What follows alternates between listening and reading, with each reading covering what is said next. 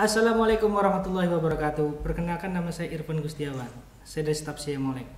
Kali ini saya akan memberikan materi mengenai financial statement atau laporan keuangan. Sebelum saya jelaskan mengenai laporan keuangan, terlebih dahulu saya akan menjelaskan makna dari atau arti dari laporan keuangan. Setiap perusahaan memiliki laporan keuangan, entah bentuk secara tertulis maupun secara data.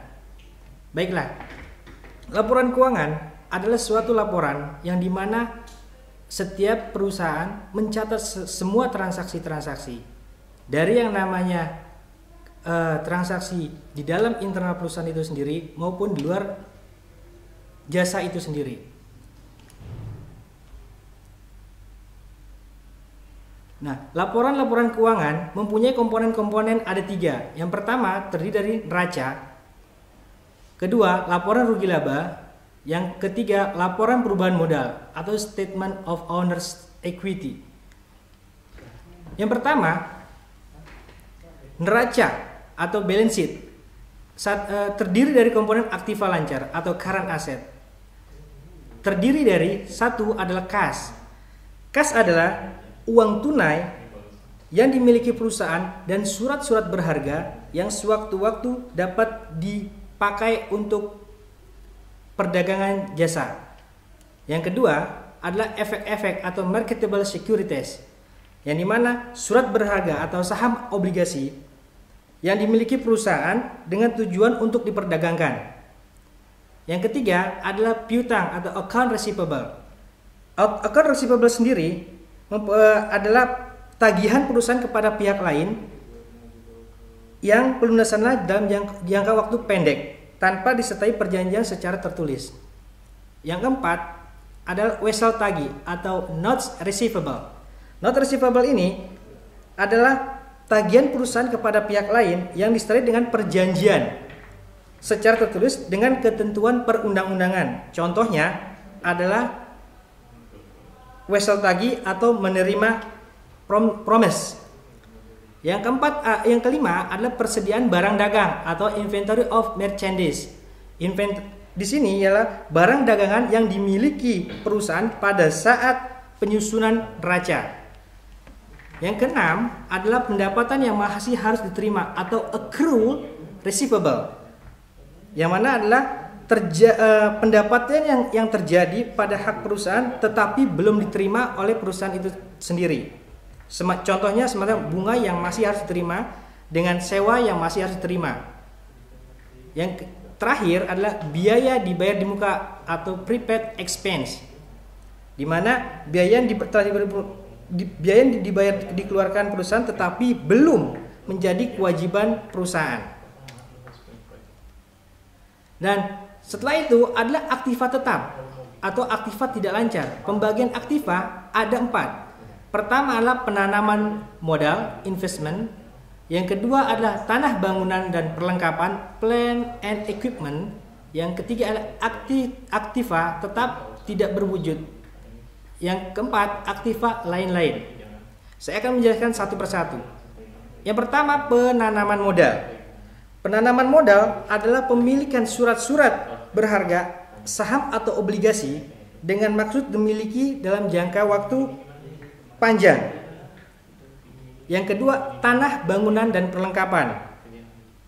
Semua aktiva berwujud yang umurnya lebih dari 1 tahun. Contohnya tanah, gedung, mesin-mesin, atau perlengkapan lainnya. Yang ketiga, aktiva tetap tidak berwujud, intangible fixed. Kekayaan atau hak perusahaan yang dimiliki perusahaan nilainya tidak mempunyai fisik. Contohnya goodwill, hak paten, dan lain sebagainya. Yang keempat adalah aktiva lain, yang mana adalah aktif tetap karena sifatnya tidak dapat dimasukkan dalam kelompok-kelompok tersebut. Contohnya piutang yang pembayarannya lebih dari 1 tahun, simpanan di bank tidak dapat diambil. Kemudian ada lagi liabilities, hutang. Liabilities dapat digolongkan menjadi 2, hutang jangka pendek atau hutang jangka panjang, current liabilities atau long term debt. Di mana hutang jangka pendek pembayaran dalam jangka pendek jenisnya. Hutang jangka pendek tidak disertai perjanjian tertulis. Wesel bayar hutang jangka pendek disertai perjanjian tertulis. Yang keempat adalah owner's equity. Pencatatan modal sebagai berikut. Perusahaan perseorangan sole proprietorship. Yang pertama, yang kedua perusahaan persekutuan partnership, yang ketiga perusahaan perseorangan corporation. Dan perusahaan persekutuan terdiri dari di mana aja ada modal, nama pemilik, dan perusahaan corporation modal saham atau laba ditahan. Yang kedua adalah perhitungan laba rugi. Perhitungan laba rugi, dalam penyusunan perhitungan laba rugi, laporan secara sistematis tentang penghasilan revenue, biaya atau expense, net income atau rugi net loss. Yang pertama adalah penghasilan atau revenue. Revenue sendiri adalah pendapatan perusahaan berupa uang tunai, piutang atau kekayaan lainnya. Sementara biaya expense adalah biaya yang dikeluarkan untuk perdagangan jasa. Yang ketiga adalah laba, net income, adalah keuntungan. Keuntungan suatu perusahaan yang mana didapat dari pendapatan jasa atau barang. Yang keempat ada rugi atau net loss. Rugi atau net loss itu diperhitungkan apabila perusahaan itu mengalami pendapatan lebih besar, tapi biayanya juga lebih besar, itu akan menjadikan suatu kerugian buat perusahaan. Yang terakhir adalah laporan perubahan modal atau statement of owner equity capital statement. Modal dalam suatu perusahaan akan mengalami perubahan. Yang pertama, adanya keuntungan dan kerugian yang jumlahnya akan berlipat ganda dalam perhitungan laba rugi. Yang keduanya, ada tambahan modal dari investment atau withdrawal. Nah, ini adalah sebagian contoh dari neraca, di mana ada dua sisi antara aktiva dan pasifa. Aktiva itu terdiri dari aktiva lancar, aktiva tetap, dan ada poin-poinnya. Satu adalah kas, wesel tagih, piutang, persediaan barang atau penghasilan yang diterima. Di bawahnya aktiva lancar ada investasi. Investasi ini macam seperti aset, investasi dalam saham atau obligasi. Aktiva tetap terdiri dari aktiva berwujud atau aktiva tidak berwujud. Yang tadi saya jelaskan di slide paling depan.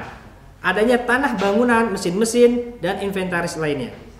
Aktiva tidak berwujud ada goodwill, paten, atau merek dagang. Nah, di sisi kanan ada pasifa. Terdiri dari hutang jangka pendek. Ada hutang, wesel bayar, biaya yang harus dibayar di muka, penghasilan diterima di muka.